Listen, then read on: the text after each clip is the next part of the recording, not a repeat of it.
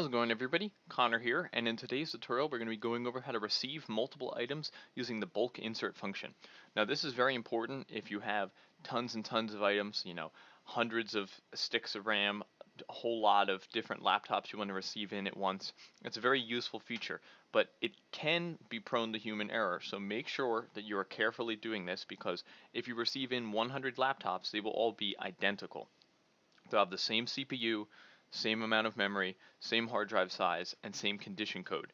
So if you have a couple of them with 320 gig hard drives instead of 160 gigs, a few of them that are scratched, a few of them that aren't, you're going to need to separate them into different lots and bulk insert them independently, or just manually receive them in. But if you have an item that is the same, like this i7 chip here, we can then receive off that item and bulk insert a whole bunch of them. So if you don't have the item received in already, you're going to have to put at least one in the system with the condition codes and quantities that you want. So here we have the item selected, and we're going to go up to the top and select the bulk insert function. This will then open up our bulk insert page. We can select the quantity we want. So let's make a quantity of 25. Then we're going to select whether we want it to automatically generate the UID or the serial number for us.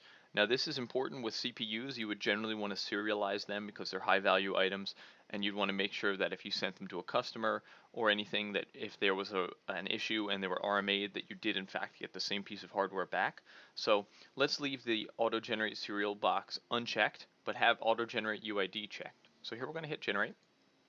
You notice UID is filled in and serial is left blank. So if we select the serial page, we can then go 1, 2, 3, and when we hit enter, it will drop down to the next serial, 3, 2, 1, hit tab, it will drop down to the next serial, 1, 2, 3, 4, enter, 4, 3, 2, 1, and it will not touch the unique identifier. So if you have a barcode scanner, as long as it has a carriage return at the end of the scan, it will be able to just zip down this list very quickly. Now, if you realized, you know what, I don't want the UIDs to generate, you can then hit clear, and it will remove all the items. We'll hit yes. You can then uncheck the box, hit generate again. The UID and the serial are both blank. So here we're going to type in a UID, 1, 2, 3, serial, 3, 2, 1. Next UID, 1, 2, 3, 4, next serial, 4, 3, 2, 1. So now it will actually jump from one to the next all the way down. And of course there's always the option of having it generate both for you, and then all that's done.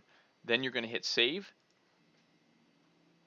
and this will generate all the items, push them all the way through, and allow you to print. At this point, the items are actually received into the system, so you can just hit close.